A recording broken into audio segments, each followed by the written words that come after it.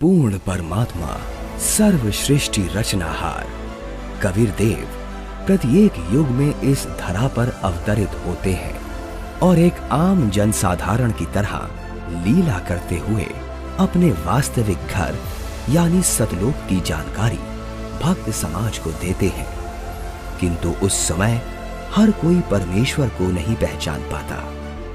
आज से लगभग 624 वर्ष पूर्व भी पूरी सृष्टि को बुनने वाले पूर्ण परमात्मा कबीर साहिब जी ने काशी नगर की जुलाहा बस्ती में एक टूटी सी झोपड़ी में 120 वर्ष तक कपड़ा बुनने की लीला करते हुए अपने तत्व ज्ञान व सतलोक की महिमा का गुणगान किया और समाज में फैले पाखंडवाद को खत्म कर भक्त समाज को एक सत्य भक्ति प्रदान की, जिसके करने से लोगों को परमात्मा वाले लाभ प्राप्त होने लगे, जिससे प्रभावित होकर उस समय हिंदू और मुसलमान दोनों धर्म के 64 लाख की संख्या में श्रद्धालु कबीर परमेश्वर जी के शिष्य हुए।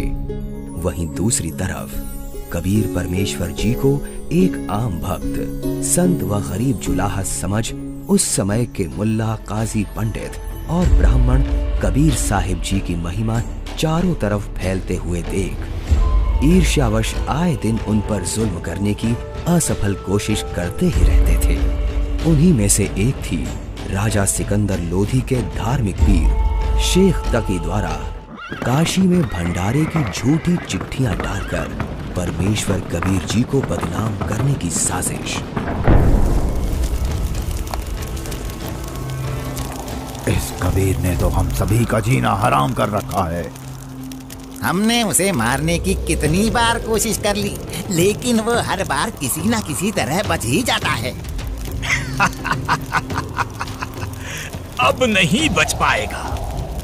अब की बार मैं ऐसा पैंतरा फेंकूंगा कि उसे काशी छोड़कर भागना ही पड़ेगा। ऐसा क्या सोचा है पीर जी? पास आओ।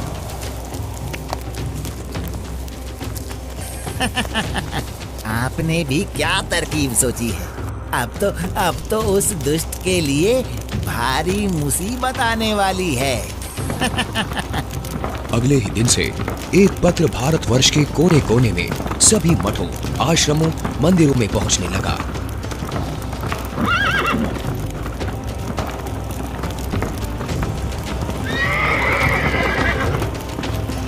पत्र में लिखा था, मान्यवर कबीर सेठ पुत्र नूर अली अंसारी, जुलाहों वाली कॉलोनी, काशी शहर में 3 दिन का धर्म भोजन भंडारा कर रहे हैं, जिसमें सर्व साधु संत आमंत्रित हैं। भंडारे में प्रतिदिन प्रत्येक भोजन के बाद 1 सोने की मोहर व 2 हर दक्षिणा में दी जाएगी। भोजन में लड्डू, जलेबी, हलवा, खीर, दही बड़े, मालपुए, रसगुल्ले आदि आदि सब मिष्ठान खाने को मिलेंगे और साथ में सूखा सीधा भी दिया जाएगा। सभी शिष्यों को बता दो, भंडारे में सभी को चलना है।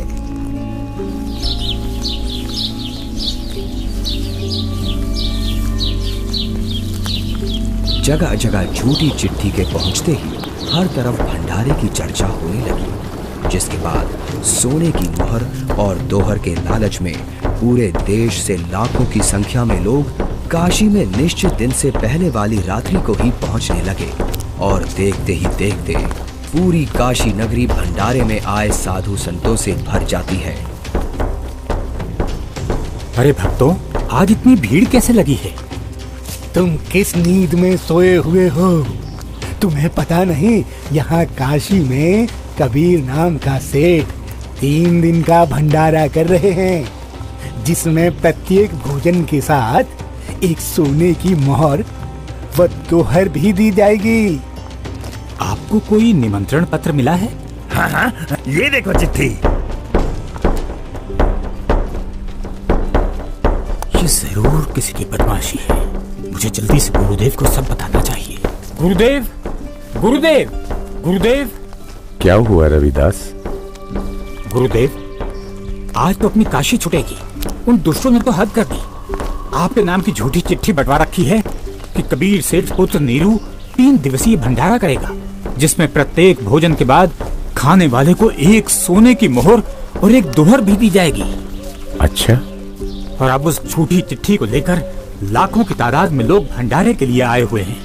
रविदास, आज तो सारी सीमाएं पार कर दी हैं उन नादानों ने। मैं गरीब आदमी, मेरे पास तो अपने परिवार के लिए ही मुश्किल से अनाज होता है। इतने लोगों को मैं कहाँ से भोजन खिलाऊंगा? आप अंदर से दरवाजा बंद कर लो और कोई भी आए तो खोलना मत।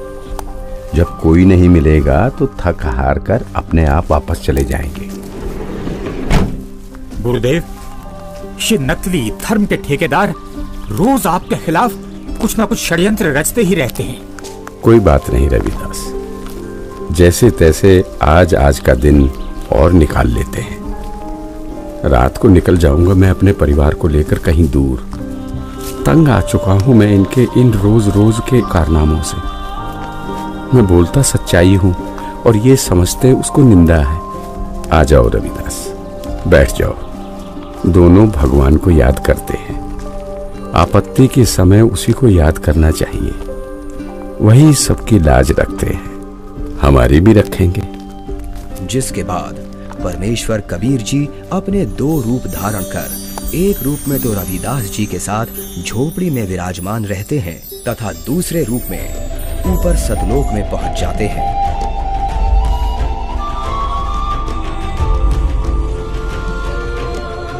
जहां असंख्यों बैल उनका इंतजार कर रहे होते हैं, जिनके ऊपर टंगे झोलों में भंडारे के लिए टेंट का सामान और पका पकाया भोजन, लड्डू, जलेबी, कचौड़ी, पकौड़ी सब लदा हुआ है। हे सृजनहार परमात्मा, जहाँ आप गए हो वो तो खाकी खंजूर स्थान है। वहाँ सारी उम्र लगे रहते हैं, फिर भी खाने को भोजन तक अच्छे से नसीब नहीं होता। आपके आदेश से हमने सब कुछ तैयार कर रखा है। परमेश्वर कबीर साहिब जी वहाँ खड़े अनंत कोटि बैलों में से केवल 9 लाख बैलों को और सेवादार रूप में वहीं की कुछ हंस आत्माओं को लेकर एक पल में सतलोक से चलकर काशी में प्रकट हो जाते हैं।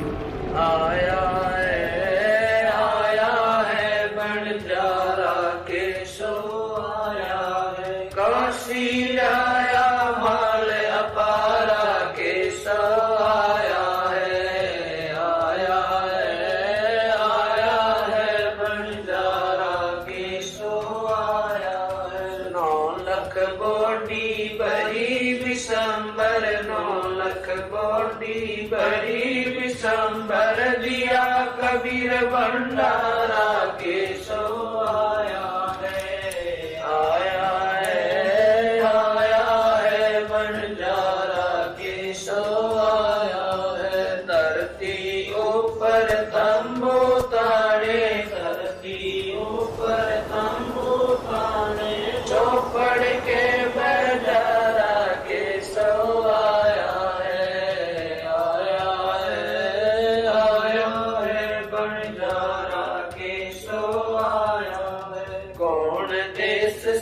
बालद आई, कौन देश से बालद आई, ना कहीं बंजाने वाला के सो आया है, आया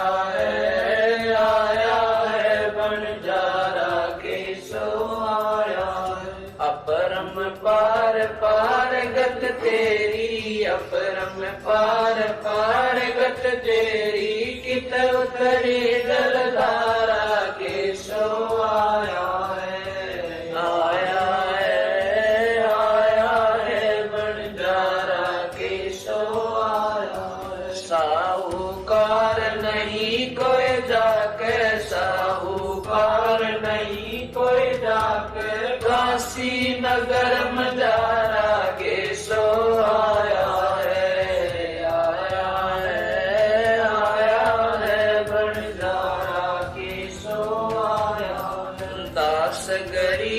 कलप से उतरे, दास गरीब कलप से उतरे, जिया पे अलख कर तारा के सो आया है, आया है बंजारा के सो आया है। दास गरीब कलप से उतरे, दास गरीब कलप से उतर दिया पे अलग कर तारा केशो आया है, आया है, आया है भंडारा केशो आया है।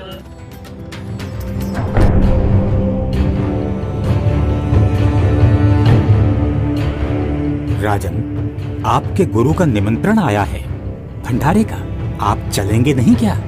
गुरुदेव भंडारा करें और मैं न जाऊं, मैं अवश्य चलूंगा। काशी चलने की तैयारी की जाए। देखते ही देखते काशी शहर के चौपड़ के बाजार में परमेश्वर की दया से भंडारा शुरू हो जाता है। ऐसा स्वादिष्ट भोजन, वाह, जो खाता वो गुण गाते नहीं थक रहा था। सब्जी, पूड़ी, लड्डू, जलेबी, कचौड़ी, पकौड़ी, दही भल्ले, खीर, हलवा आदि जो कोई कुछ भी पकवान मांगता वो उसे खाने को मिल रहा था। और चिट्ठी में लिखे अनुसार प्रत्येक भोजन के बाद सभी को एक दोहर और एक सोने की अशरफी भी दी जा रही थी।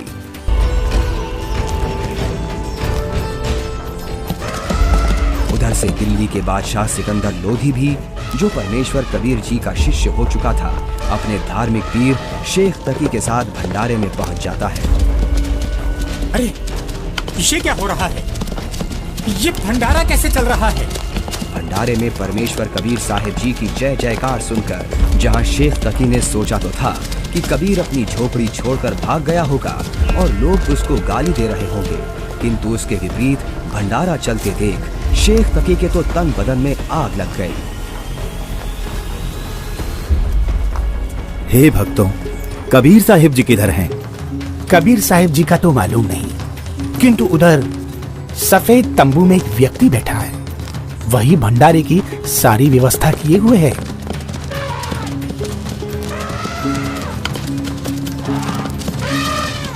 ये भंडारा कैसे चल रहा है?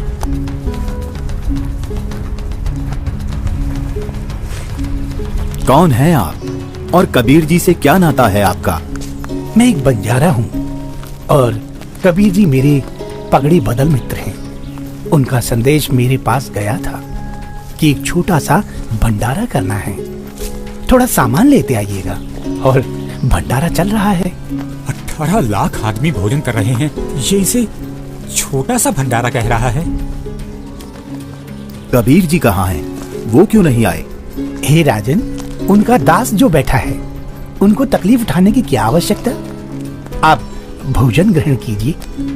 नहीं नहीं, भोजन भंडारा तो मैं गुरुदेव के दर्शनों परांत ही करूंगा।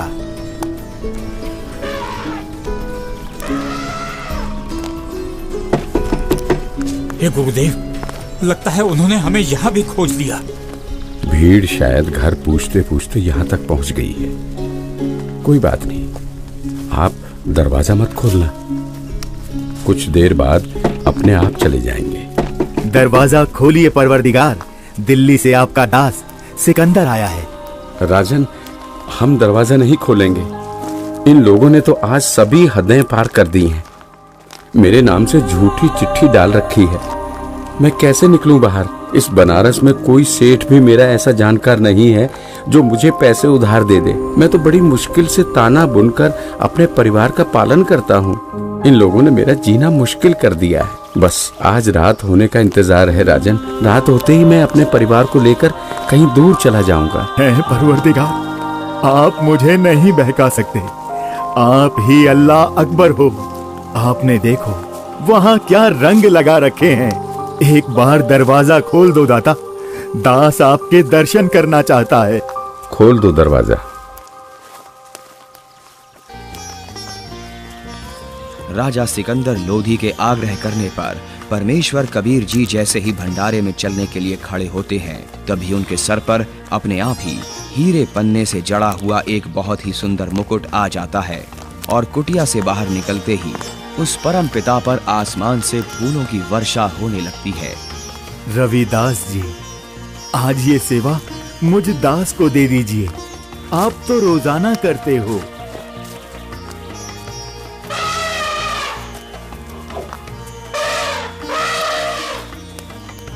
इनमें से कबीर जी कौन है? जिस पर बादशाह सिकंदर लोदी चवर कर रहे हैं वही कबीर हैं।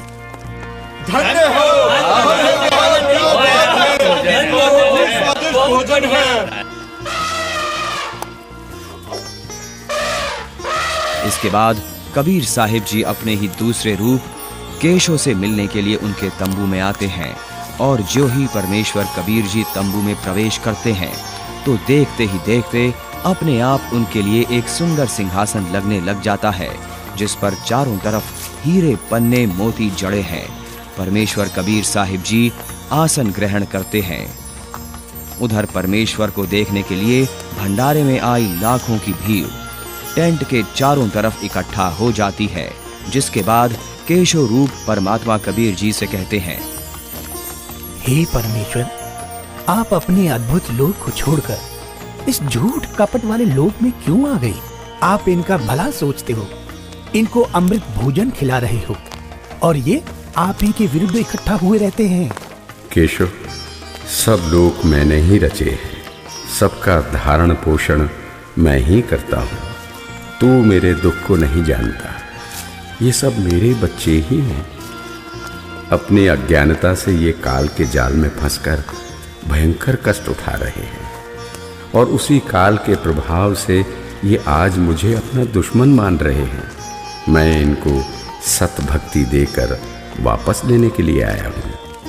परमेश्वर जी, आप हंस लोक को छोड़ इस जीव लोक में आए, जिनका हाड़, चाम और रक्त का बना शरीर है, जिसमें विष्ठा भरी पड़ी है।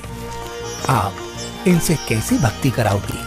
केशव, भैंस या गाय आदि को बच्चा होने से पहले उसमें सिर्फ हाड़ चाम होता है, दूध नहीं होता।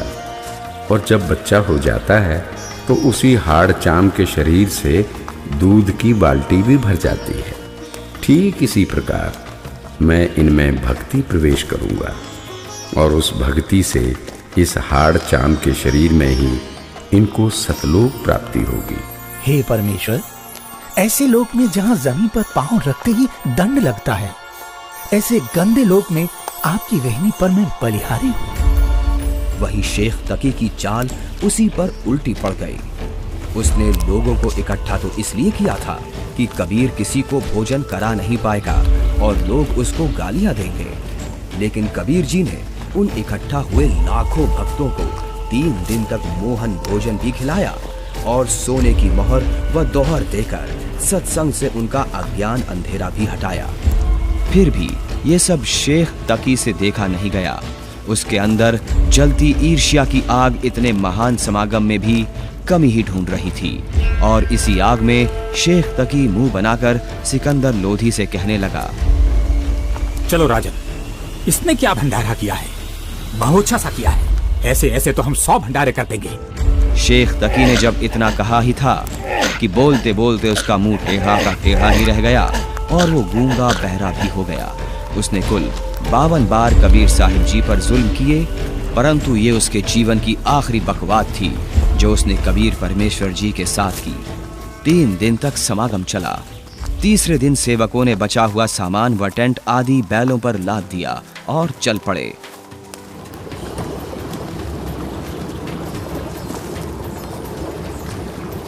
गंगा में पानी ज्यादा है, इसे अभी पार नहीं किया जा सकता।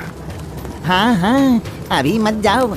बंजारे और बैल जैसे ही गंगा के किनारे पहुंचे तो गंगा का पानी एकदम कम हो जाता है और फिर सारे बैल निकल जाते हैं, जिसके बाद गंगा का पानी फिर से ओवरफ्लो होकर बहने लगता है, जिसे देख वहां खड़ी भीड़ आश्चर्यचकित रह जाती है।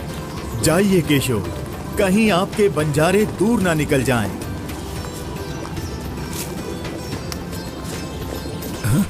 ये क्या? कहाँ गए बैल, कहाँ गए बंजारे? राजन, जहाँ से आए थे वहीं चले गए। इससे पहले कि सिकंदर इस बात को समझ पाता, उसी समय केशव भी कबीर जी के अंदर समा गए। सिकंदर दंग रह गया। रोते हुए कबीर परमेश्वर जी के चरणों में दंडवत की।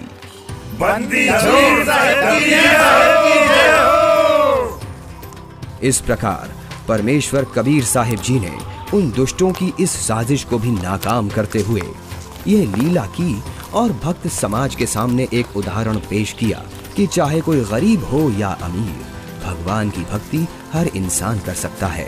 जैसे मैंने कपड़ा बुनकर अपना व अपने परिवार का पेट पाला और भक्ति भी की, तो समय आने पर परमात्मा ने मेरी लाज भी रखी।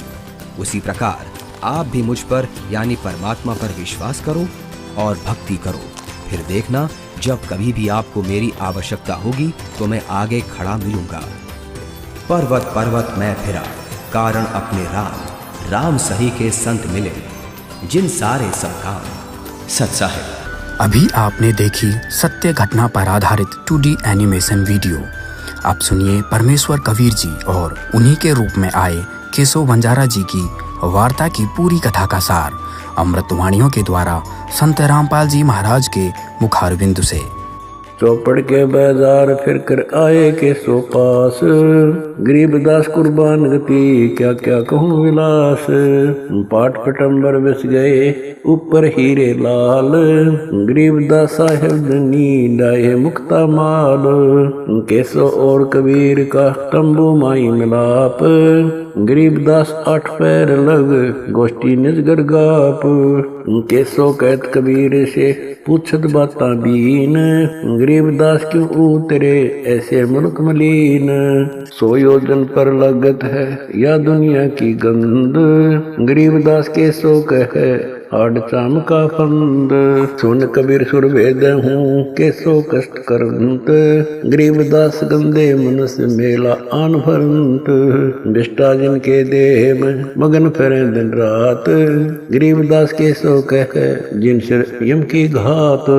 सुन कबीर मन भावने तुम्हारी बात अगाध, गरीबदास के सो कहे तुमसे तुम ही साध।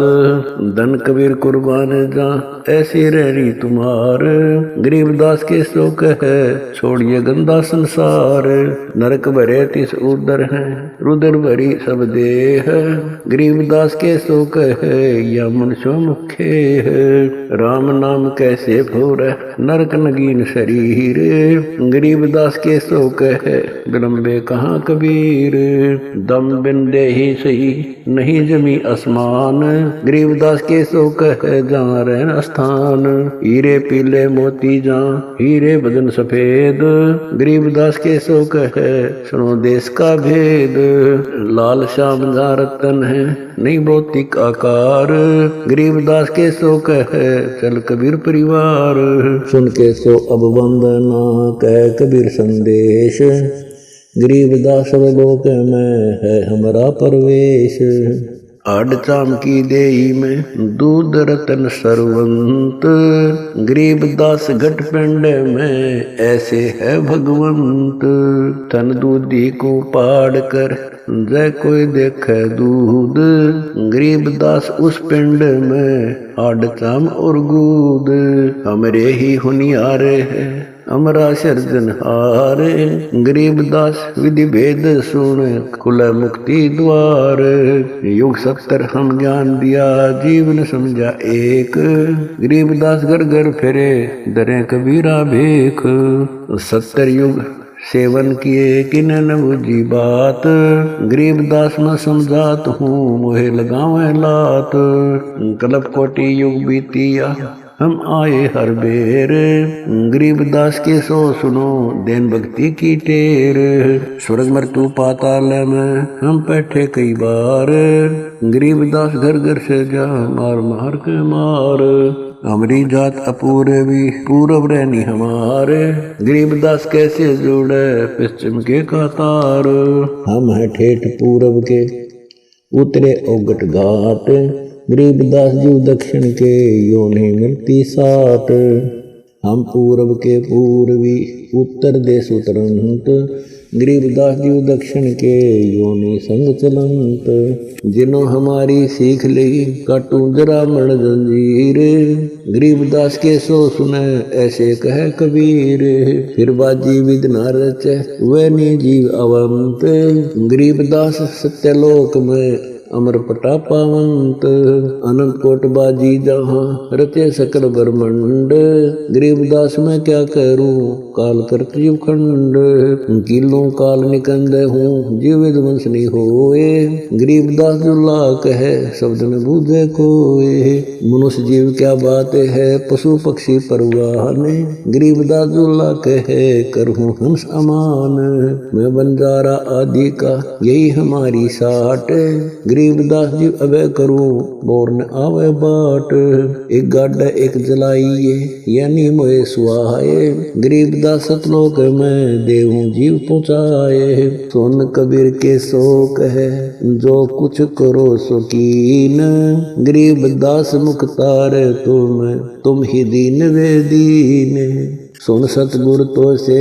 कहूं तुम हो दीन दयाल गरीबदास आदीन में तुम साहिब अब्दाल अनंत कोटि ब्रह्मांड को तारत लगे निवार गरीबदास के शोक है तुम ही दारमदार तुम ही दारमदार हो यहाँ कल्प नहीं इंच गरीबदास के शोक है सब तुमरे ही परपंच के सोचले सौदाम को 9 लाख बोली लीन गरीबदास बंधन किया बाजत है सुरबीन केसो और कबीर जित मिलत बेता एक दास गरीब कबीर हरि दरते नाना भेख बंजारे और बैल सब लाए थे भरमाल गरीबदास सतलोक को चले गए तत्काल आवत जाते ना लखे कौन नाम प्रकाश गरीबदास बुझ है